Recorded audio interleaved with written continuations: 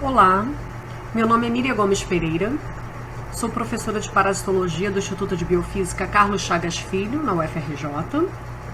Trabalho no laboratório de ultraestrutura celular Herta Maia e no bloco de aumentologia eu estou responsável por discutir com vocês os aspectos celulares, as características de infecção, as características associadas aos quadros clínicos de três eumintos de importância para a saúde pública, né? Ascaris lumbricoides, Trichuris trichiura e Enteróbio vermicularis.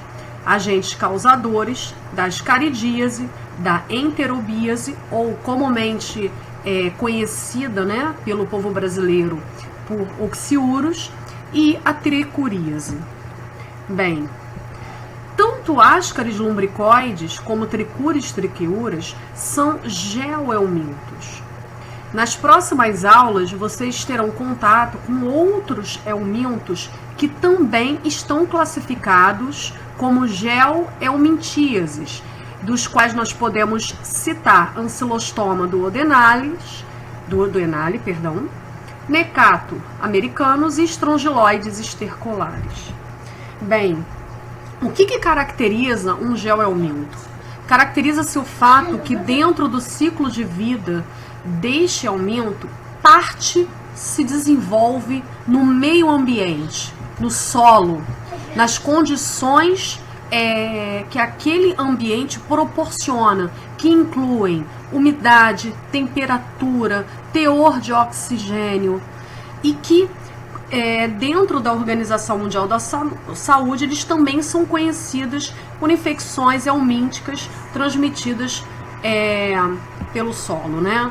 Devido aos ovos, em contato com aquele solo contaminado, com ovos que são infecciosos.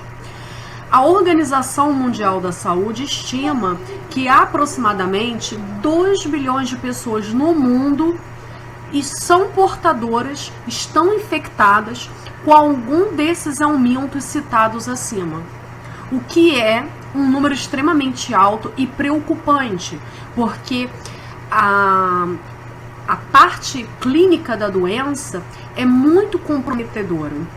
A saúde do indivíduo fica comprometida, a qualidade de vida também, o desenvolvimento cognitivo de crianças, né, e adolescentes, não só cognitivo, como também físico, fica comprometido, dependendo do quadro clínico, da carga parasitária que o indivíduo apresenta, ele pode ter problemas para se inserir na sociedade, seja no trabalho, seja na escola, porque ele está com a saúde debilitada. Além disso, isso onera para os cofres públicos um valor exorbitante, né, aos cuidados dessa população. Então, é do interesse da Organização Mundial da Saúde, assim como do Ministério da Saúde, que essas parasitoses causadas por eumintos sejam erradicadas. Mas, em contrapartida, por outro lado, a gente vê que os eumintos causadores dessas geomintíases são prevalentes em áreas carentes de medidas, né, de saneamento básico adequadas. Por exemplo, atualmente nós temos 270 milhões de crianças em idade pré-escolar e 550 milhões de crianças, né, já em idade escolar, que vivem em áreas totalmente propícias para o desenvolvimento de geomintíases. Nesse contexto, a gente pode ressaltar a África subsaariana, as Américas e a Ásia, e o total é que nós temos mais de 100 países que são endêmicos. Isso é extremamente preocupante, como eu já falei, e de interesse, né, populacional. Na questão de saneamento, nós temos ainda outros fatores, que as condições socioeconômicas da população que está vivendo nessas áreas endêmicas. O uso de calçados, as medidas de higiene tomadas pelas pessoas é importantíssimo para diminuir o grau de infecção por esses aumentos. E a gente vai discutir em outras partes dessa aula. Ascaris lumbricoides, por exemplo, foi descrita pela primeira vez em 1758 por Linneu. Ela pertence, né, ao domínio eucariota, ao reino Ophistoconta, na nova classificação, né, e Ophistoconta inclui todos os animais, e no filo Nematoda. As estimativas mostram, né, que nós temos aproximadamente 800 milhões de crianças e adolescentes, né, que apresentam ascaridíase, e no nosso país existe um intervalo de 10 a 20% de pessoas infectadas. Por que tem essa variação? Porque depende da região do país, né? Em regiões mais urbanizadas ou com saneamento, medidas profiláticas e consciência populacional de higiene, os números são menores. E a gente vê, em contrapartida, em países muito frios ou países já desenvolvidos, um número muito baixo, por isso eles são classificados como não endêmicos. A Austrália, apesar de estar numa parte do globo, né, que envolve os trópicos, ela tem medidas de saneamento básico, medidas profiláticas muito efetivas, tornando-a um país, né, não endêmico também.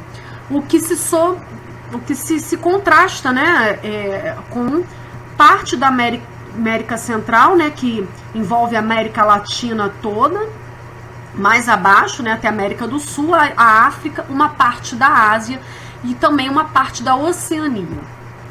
Então, todas essas medidas são importantes para minimizar a transmissão dessas aumentícias. Com relação, né, à morfologia desse aumento Ascaris lumbricoides, ele é um parasito com dimorfismo sexual, ou seja, nós somos capazes de distinguir as fêmeas dos machos, quando adultos, naturalmente. As fêmeas costumam ser maiores, variando entre 30 a 40 centímetros, e os machos entre 15 e 30 centímetros. Por que tem essa variação? A variação tem uma relação de tamanho associada à carga parasitária no intestino dos hospedeiros. Se eu tenho uma carga parasitária elevada com vários vermes nesse intestino, a disponibilidade de nutrientes é menor. Então, o desenvolvimento, o crescimento desses vermes fica comprometido. Por outro lado, nós temos que considerar também o estado nutricional e imunológico dos indivíduos acometidos, o que vai repercutir no desenvolvimento desses parasitos. A fêmea, além de ser maior do que o macho, ela tem, né, diferenças. Por quê? O macho, na sua região posterior, ou seja, no lado oposto onde fica a boca do euminto, apresenta espículas que são importantes para o momento da cópula, né, da relação, né, sexual entre os vermes, aliás, e aproximando e favorecendo a fecundação da fêmea. E no lado anterior, nós vemos uma boca trilabiada. Aqui, por microscopia eletrônica de varredura, nós vemos os 3 lábios que compõem a região, né, a ponta da região anterior. Nesta foto aqui, nós podemos ver o macho, olha aqui a região posterior, né, curvada, da fêmea, menor do que a fêmea. E eles têm uma cor normalmente esbranquiçada ou rosácea. Isso varia bastante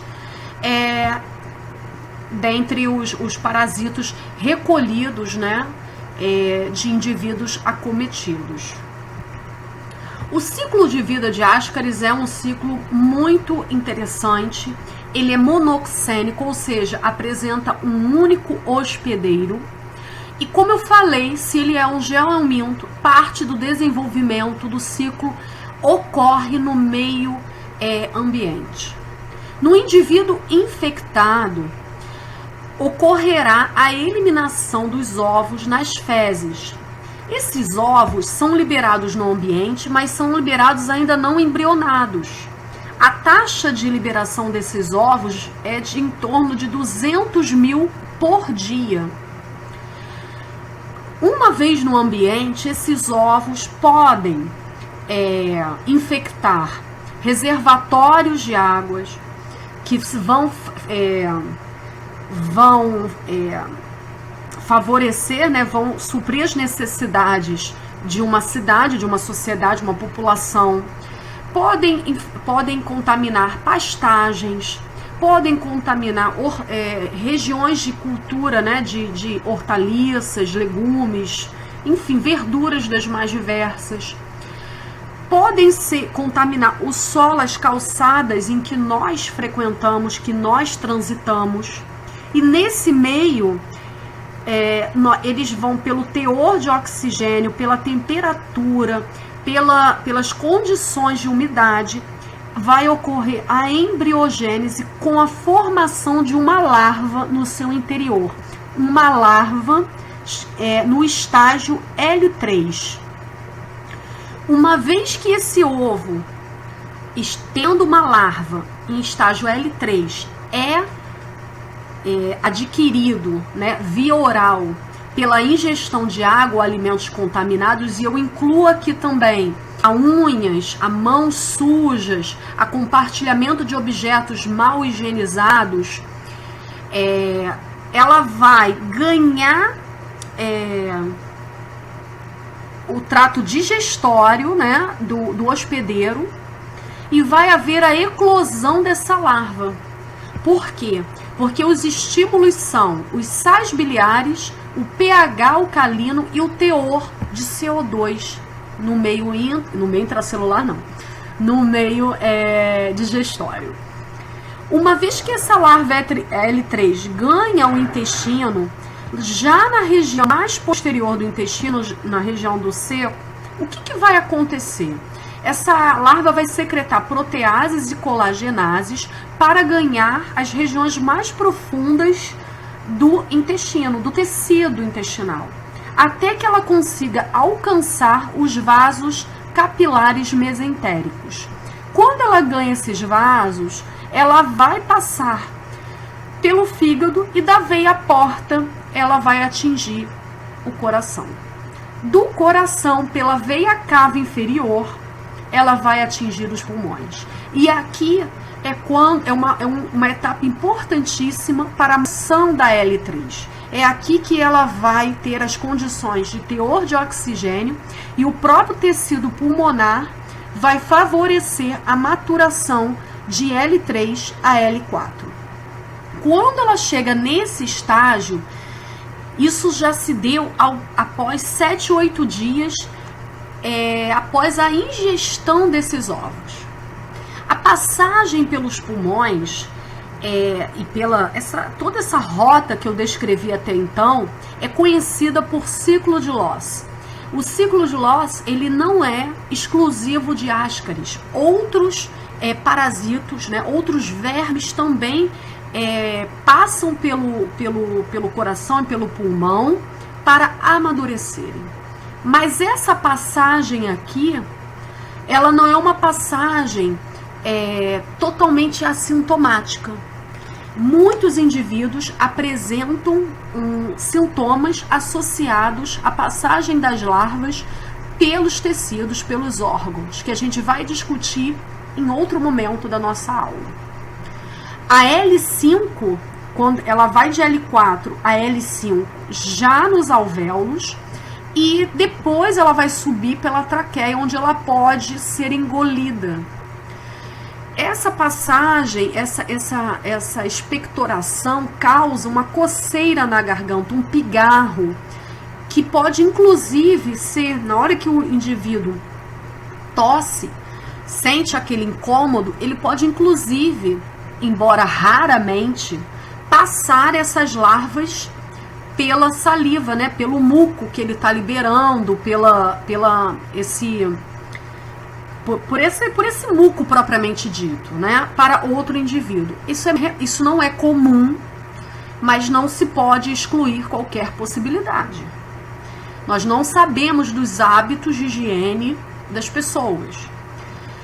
Quando essa L5 cai no esôfago e atinge o estômago, né, ela também vai migrar e vai se estabelecer no intestino delgado. Aqui haverá o desenvolvimento dos vermes para vermes adultos. E vejam bem, a maturidade sexual ela é atingida 60 dias após a infecção. Ou seja, demora muito tempo para que esse ciclo seja completado. E aí, quando houver a fecundação das fêmeas, né, pelos machos adultos, haverá de novo a produção de ovos que vão ser depois excretados nas fezes, completando o ciclo de vida do Ascaris lumbricoides, né, da lombriga, que é conhecida vulgarmente, bicha. São terminologias comuns do cotidiano do brasileiro. E quais são as características desses ovos liberados? Bem, eles podem ser ovos férteis ou ovos inférteis. Os ovos são liberados não embrionados, e essa embriogênese se dá no solo. Ele leva 7 dias para amadurecer de L1 a L3 e mais 7 dias para completar o ciclo e chegar a L3 infectante. A sua viabilidade é bastante variada. Em temperaturas mais baixas, ela pode atingir 7 anos no solo, ou seja, por 7 anos, um ovo liberado pode se manter infeccioso. Claro que não significa que é uma temperatura de menos 20 graus. É uma temperatura baixa, que preserva um pouco as condições do ovo. Esses ovos têm características importantes de diagnóstico desse tipo de aumento. Por exemplo, ele apresenta 3 membranas. Nós temos uma membrana mais interna, que a gente não consegue ver tão bem por microscopia óptica, que eu digo assim, com qualidade por microscopia óptica. E essa membrana, ela é semipermeável, ela tem características de uma membrana plasmática semipermeável, apresenta lipídios e proteínas. Ela é constituída, né? Ela é bem fininha. Depois ela tem uma membrana externa quitinosa, né? Que vai conferir uma certa resistência. E ela vai ter uma membrana que tem característica com vários mucopolissacarídeos, que é secretada pelo útero, que é a membrana mamilonada.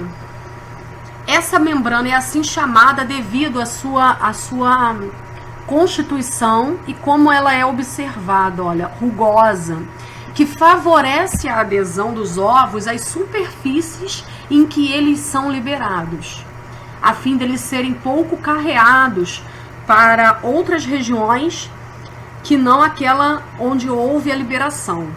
E também para favorecer a superfície de contato com alimentos com as nossas mãos sujas, sempre de uma maneira a favorecer a perpetuação do parasito.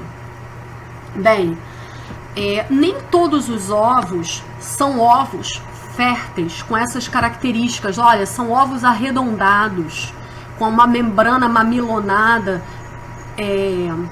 espessa, né? alguns desses ovos não apresentam essa membrana aqui, mas ele é fértil. Aqui você vê a massa de células germinativas logo após ser liberado, e aqui você já vê a larva propriamente dita. Olha só, dá para ver claramente. Por que esse ovo é chamado decorticado e o outro tem uma membrana mamilonada? Pense que muitas vezes, ao longo do processo de formação, né, de fecundação e formação desses ovos, nem tudo sai corretamente como previsto.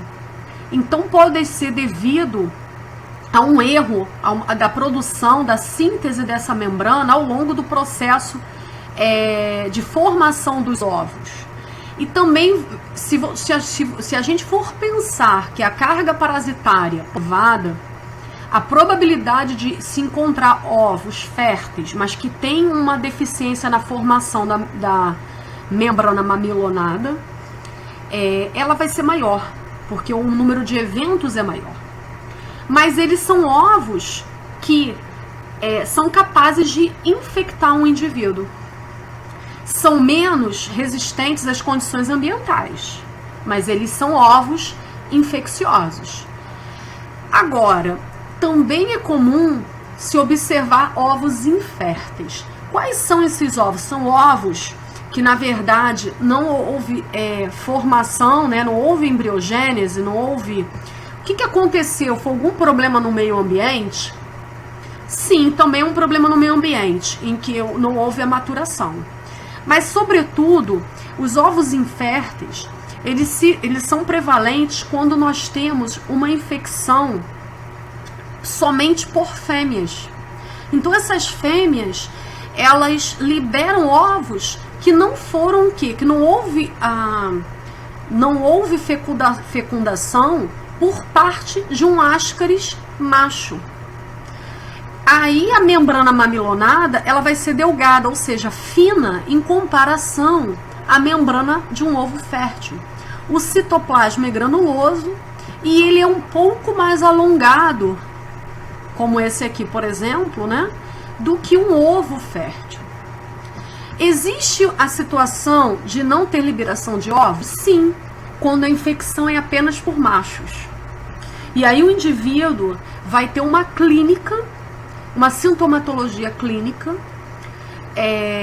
e se ele fizer o exame de fezes, não vai acusar a presença de ovos. Então, se o indivíduo for analisado por um médico, se for relatar um enfermeiro, na hora de fazer um exame, tudo deve ser considerado na clínica do paciente para que, da melhor forma possível, ele consiga ser diagnosticado corretamente, para que ele não fique, né, o possível, com verme no seu trato digestório, causando problemas a médio e longo prazo. Então a gente termina esse primeiro bloco da aula, essa primeira parte, e depois a gente dá prosseguimento às outras partes.